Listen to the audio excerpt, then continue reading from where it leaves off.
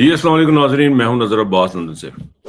25 जून 2026 और यहाँ पे इस वक्त मेरे पास 11:25 का टाइम है और टेम्परेचर है जी 29 डिग्री सेल्सियस और पाकिस्तान में है 33 और पाकिस्तान में 33 टेम्परेचर जो है वो सेंटीग्रेड में और फ़ारेनहाइट में है 92 तो फिर वही बात आपको याद करवानी है कि इस हालत में, इस टेम्परेचर में, इस गर्मी में, इस तबाही की हालत में जहाँ बिजली भी चलती है कि नहीं चलती है, पंखे भी चलते हैं कि नहीं चलते, वहाँ पे इमरान खान साहब को एक काल कोठड़ी में तनहा बंद किया गया है। कहा जाता है कि बंद किया गया। मैं बार-बार ये कह रहा हूँ कि कहा जाता है कि बंद किया गया, हमें नहीं पता क्योंकि उनसे किसी को मिलने की इजाज़त नहीं है। हमें इसलिए नहीं पता क्योंकि उनसे किसी को मिलने की इजाज़त नहीं है।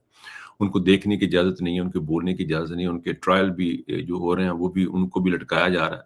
तो ऐसी सूरत में ये अपने ज़हन में रखिए कि एक शख्स तन-तन्हा एक जंग लड़ रहा है, बाकी कौम क्या कर रही है वो तो टिकटॉक पे तो मुझे देख के समझ लगती है कि वो क्या कर रही है। लेकिन इमरान खान साहब की जो हालत जो है वो इस वक़्त जूं की त्यों है, वो तन्हा एक बड़े बरगद की दरख्त की तरह इन तमाम आँधियों का और इन तमाम फस्तायत का मुकाबला कर रहा है।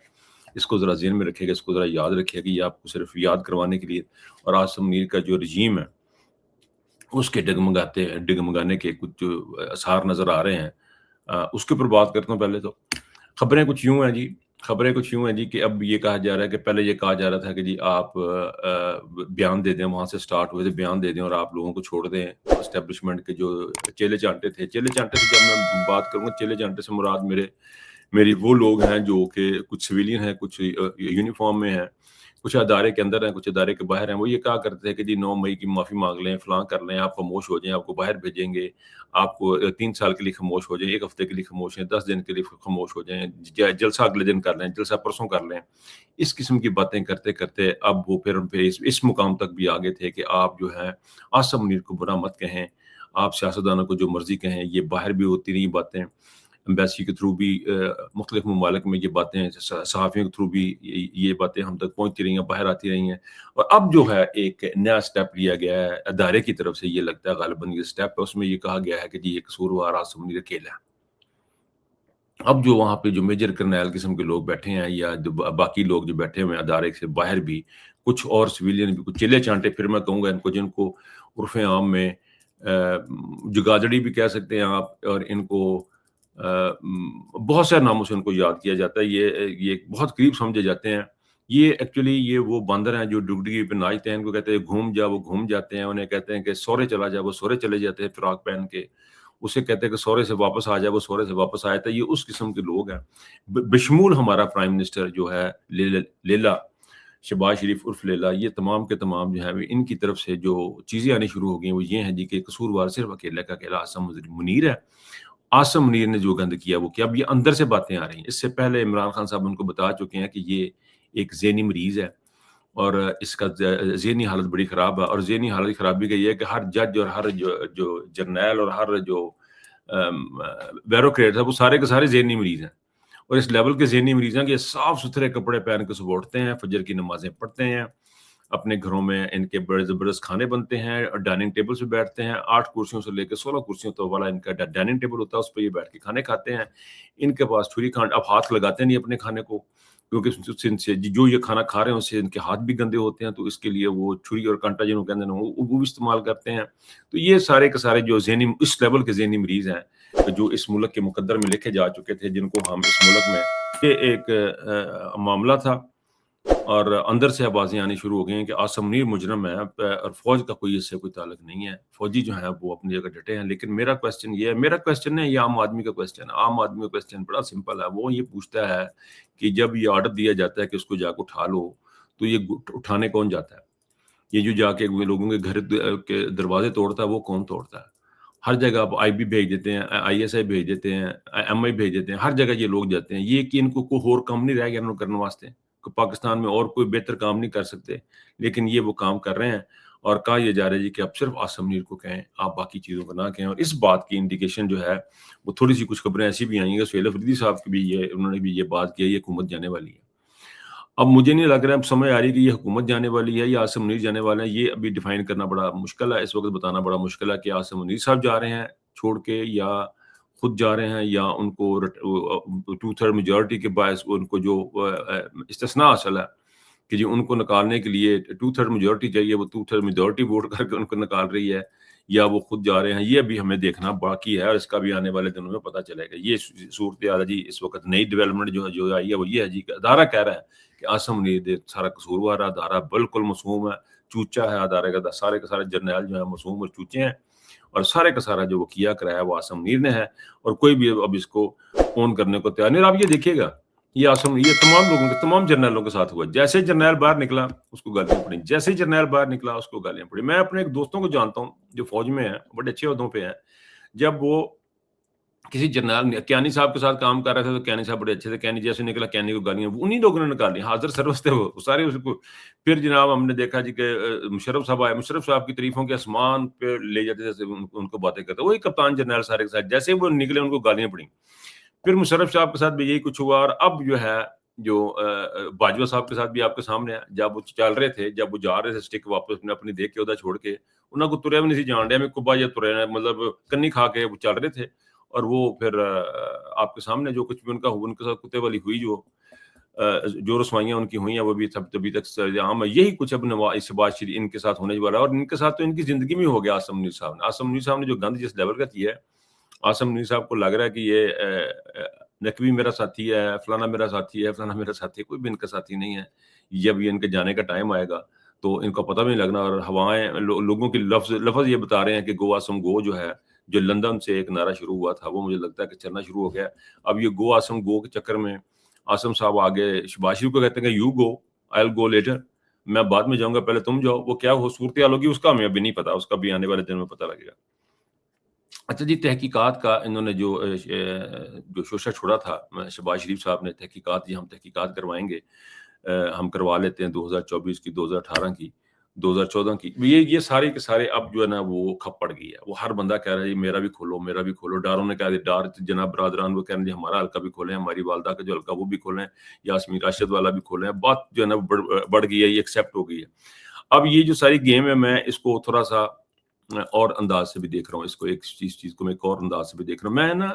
میں ویسے آپس کی گل ہے، آئی ہیو ٹو ایڈمٹ، مجھے ایڈمٹ کرنا پڑے گا کہ شہزاد صاحب کے ساتھ پنجابی کا پروگرام کر کے نا میرا بھی تھوڑا جو ہے نا کھبے سجے سوچنا شروع کر دیتا ہے کہ مجھے اس میں سے کچھ اور چیزیں بھی نکلتی نظر آ رہی ہیں. یہ جو انہوں نے شوشہ چھوڑا ہے، مجھے یوں لگ رہا ہے کہ یہ انہوں نے ظاہر ہے کہ جی پاکستان میں ساری عدالتیں ان کی ہیں، ساری چیزیں ان کی ہیں، اور کس نے کرانا کس نے نہیں کرانا، یہ ڈائیورژن کرتے ہیں چیزوں کو، یہ ڈائیورٹ کرتے ہیں چیزوں کو، بڑی خوبصورتی سے ڈائیورٹ کرتے ہیں. یہ بڑا ہی ویلڈ قسم کی آفر تھی، یہ بڑی زبردست قسم کی آفر ہے، لیکن اس جینوئن آفر نہیں ہے.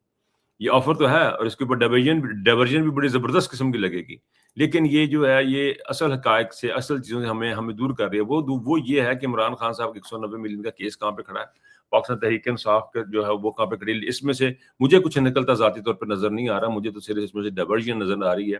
لیکن اگر ہیونگ سیڈ دیٹ، یہ بات کرتے ہوئے یہ بات ضرور کہوں گا، لیکن اگر اس کی آزادانہ اور انڈیپینڈنٹ انکوائری ہوتی ہے تو یہ پاکستان کے لیے بڑا اچھا ہو جائے گا.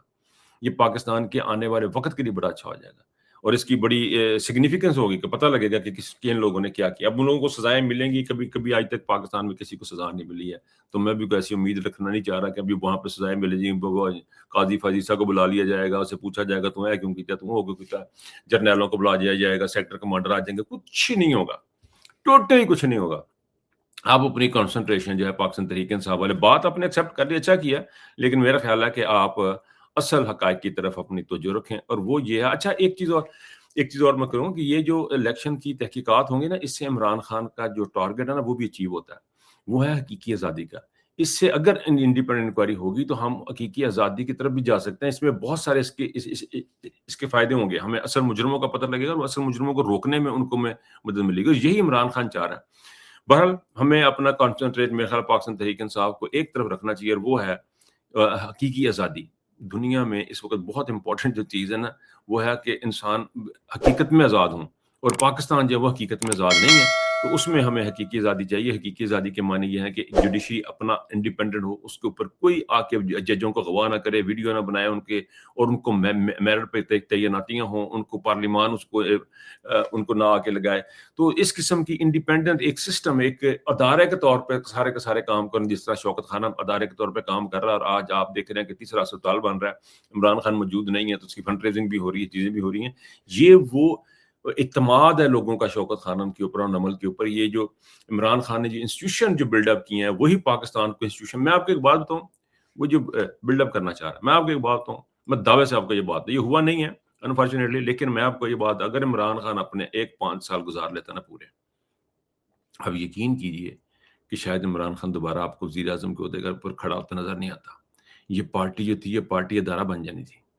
میں اکثر ایک بات کرتا ہوں, میری بڑی اسٹرانگ بلیو ہے, عمران خان نے جو بہت ساری پاکستان کو چیزیں دی ہیں نا, جس میں ورلڈ کپ بھی ہم کہہ دیتے ہیں, اسپتال ہم کہتے ہیں, اور یونیورسٹیز ہم کہتے ہیں, پاکستان کے لیے بہت کچھ عمران خان صاحب نے کیا مجھے کہتے ہیں. لیکن میں یہ سمجھتا ہوں سب سے جو اچھی چیز دی تھی نا, وہ پاکستان تحریک انصاف دی تھی. اس کی بیس یہ تھی کہ اس میں خاندانی وراثت نہیں تھی. لیکن انفارچونیٹلی ہم نے یہ ثابت کیا کہ ہم ایک بڑے ہی گئی گزری قوم ہے, نہایت ہی فضول قسم کی قوم ہے. اس کی مثال آپ یہ لے لیں کہ اب ہوا یہ کہ یہاں بنی جی آئی ایس ایف بنی. یہ ایک ضمن میری پلاننگ میں نہیں تھی یہ بات کرنی, لیکن اب میرے ذہن میں آ گئی, ہمارے ایک جو کرتوت ہے وہ میرے ذہن میں آ گئے, تو میں ان کو بھی اظہار کرتا چلوں. آئی ایس ایف بنائی گئی تھی لندن کے اندر, ٹھیک ہے, آئی ایس ایف بن گئی.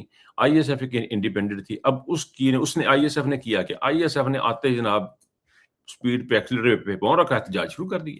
انہوں نے مسلسل ہر ہفتے احتجاج کرنا شروع کر دیا. انہوں نے علیمہ بی بی کے ساتھ مل کے, جہاں پہ علیمہ بی بی نے پروٹیسٹ کرنا ہوتا تھا اس وقت تک بیٹھتے تھے, بلکہ یہاں تک ہو گیا کہ جب تک وہ اٹھتے نہیں تھے, یہ یہاں پہ نہیں اٹھتے تھے انگلینڈ میں, یہ اس لیول تک لے کے گئے آئی ایس ایف کو.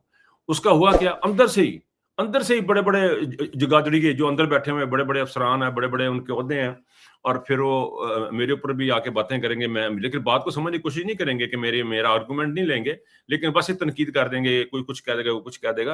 اور انہوں نے جو الزامات لگانے شروع کر دے, یہ نہیں ہونی چاہیے, وہ نہیں ہونی چاہیے. بھائی میری بات سنو, آپ یہ دیکھو کہ آئی ایس ایف نے کیا گیا. آئی ایس ایف نے عمران خان کی آواز اٹھائی, عمران خان کی بہنوں کی طاقت بنی I S F. I S F London میں ہم لوگ جا کے جو بھی اس پروٹیسٹ میں حصہ بن رہے تھے, جو 40-50 بندے 100 بندہ جب بھی آتا تھا, جو آتے تھے, وہ سارے کے سارے علیمہ بی بی کے ساتھ کھڑے تھے, وہ عمران خان کی رہائی کے لیے ان کے ساتھ کھڑے تھے, اور اس وقت تک نہیں اٹھتے تھے جب تک ان کی مخالفت شروع کر دی. اگر فار ایگزامپل تھوڑی دیر کے لیے مگر آپ کی یہ بات مان بھی لوں کہ وہ اپوائنٹمنٹ غلط تھی یا صحیح تھی, لیکن یہ تو دیکھو وہ کام کیا کر رہے ہیں, لیکن نہیں ہونے دیا گیا. اور اب جناب تالیاں بجا رہے ہیں, یہ سب ڈیزالو ہوگی, فلان ہوگی. یہ ہمارے کرتوت ہیں. اور پھر ہم کہتے ہیں جی عمران خان ہمارے عمران خان ہمارے خان, آپ اپنے خان کے ساتھ جو کر رہے ہیں سارے کے سارے بیٹھ کے انہوں نے رابی بارہ تھا. بہرحال یہ ایک سرسی سی میرے ذہن میں بات آ گئی تو میں نے کر دی.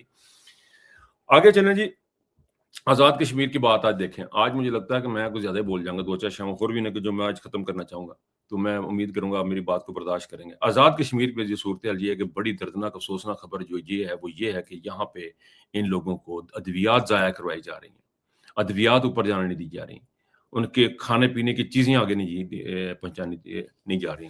اور ایک اور خبر جو ہے, جو مجھے عمران ریاض صاحب سے جو ان کے ویلاگ سے میں نے سنی, جو خبر مجھے پتہ چلی, وہ جو ہے وہ بڑی عجیب و غریب خبر ہے. وہ یہ ہے جی کہ جو وہاں کی جو کمیٹی ہے, جو وہاں جو کشمیری جو رہنما ہے, وہ یہاں سے بھی کچھ گئے ہیں, وہاں سے بھی کچھ لوگ بیٹھے کام کر رہے ہیں گراؤنڈ پہ, کس طریقے سے یہ لاک ڈاؤن ختم ہو اور یہ کشمیر کھلے لو عوام کو. لیکن یہ وہ تو لچک دکھا رہے ہیں, فوجی لچک نہیں دکھا رہے. فوجی جو لچک نہیں دکھا رہے نا, وہ ان کو ڈر لگا ہوا ہے, ان کو خوف لگا ہوا ہے, ان کو لگا ہوا کہ اب ہم نے یہ پنجے اگر ہم نے چھوڑ دیے نا تو پھر ہماری حکومت گئی. ایک بات میں آپ کو بتا دوں, آپ کی حکومت تو جنرلوں گئی, یہ فوجیوں کی حکومت گئی. یہ تو آپ سمجھ ہی لینا, یہ تو آپ کسی کھاتے میں لکھیں ہی نہ. یہ آپ کی یہ کشمیر کو چھوڑیں, اب آپ کے لوگوں کے اندر جو نفرت کا جو لیول ہے, جس لیول پہ پاکستان کی عوام کے اندر جو نفرتیں پیدا کر دی ہیں آپ تو گئے ہیں. آپ کے ساتھ اب کوئی بندہ بات کرنے والا نہیں. آپ سمجھ لیں کہ آپ فارغ ہیں. عاصم منیر صاحب نے جو ذلالت کمائی ہے اس ادارے کے لیے ایز اے سربراہ, وہ جو ہے اس کا اب ریورس نہیں ہوگا.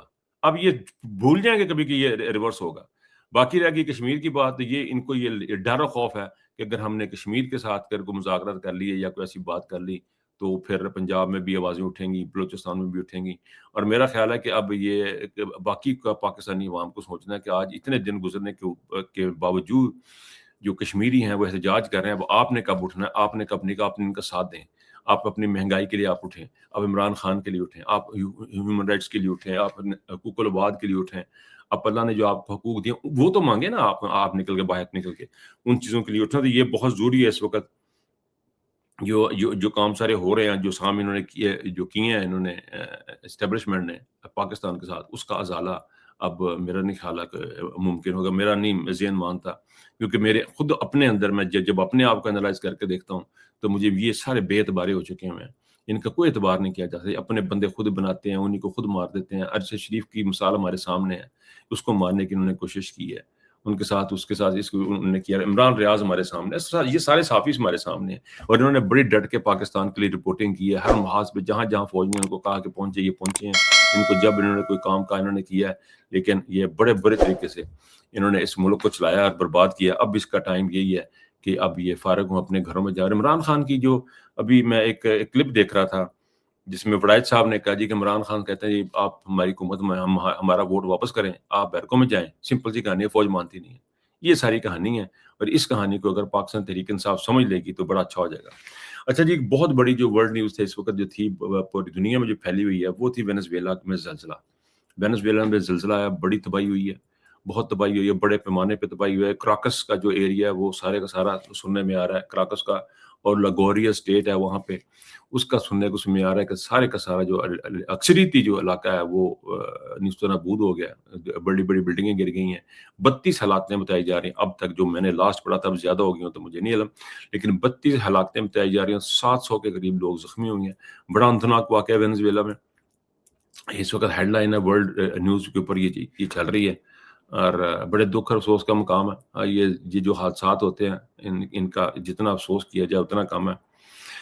اچھا جی، ایران امریکہ کی جنگ میں جو ہے نا وہ میں اس کو دیکھ رہا تھا. آپ بھی سنتے رہتے، بہت سارے لوگ اس کو رپورٹ کرتے ہیں. میں اس کے اوپر زیادہ بات نہیں کرتا. اس کی وجہ یہ ہے کہ میرے لوکاں دی گگڑی نہیں جوکاں دی، مجھے اپنی پڑی ہوتی ہے کہ پاکستان میں کیا ہوا.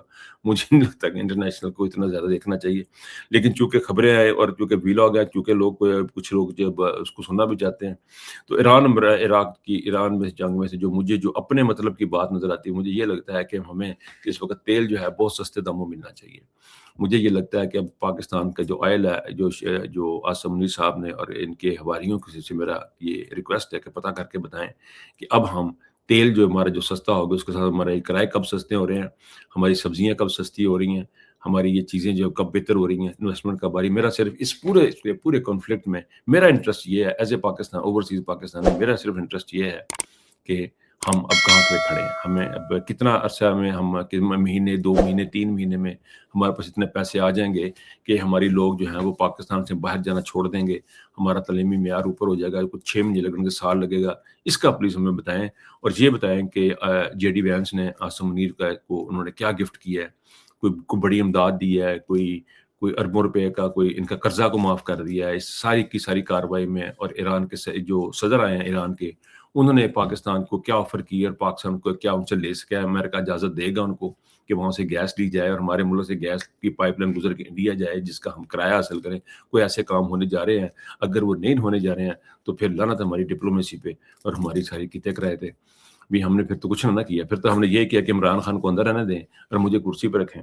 صرف ہم نے یہ مانگا ان سے. اور اگر آپ نے یہ مانگا آصم منیر صاحب، شہباز شریف صاحب، اگر آپ لوگوں نے صرف اتنا ہی مانگا ہے کہ عمران خان کے معاملے پہ آپ نے نہیں بولنا، ہم بندے قتل کرتے رہیں گے، آپ نے اس پہ نہیں بولنا، ہم اپنے ملک میں جو مرضی کرتے رہیں، بندوں کو مارتے رہیں، انسانی حقوق کی خلاف ورزیاں کرتے رہیں، کشمیریوں کا کھانا بند کر دیں، پنجابیوں کا اٹھنا بیٹھنا بند کر دیں، تو اس پہ انٹرنیشنل جے ڈی وینس نے نہیں بولنا، امریکہ نے نہیں بولنا، انٹرنیشنل کمیونٹی نے نہیں بولنا. اگر آپ نے یہ مانگا ہے تو پھر بھجن آپ پہ اور آپ کی ڈپلومیسی پہ افسوس ہی کیا جا سکتا ہے، لعنت ہی بھیجی جا سکتی ہے. اس کے علاوہ تو کچھ ہو نہیں سکتا.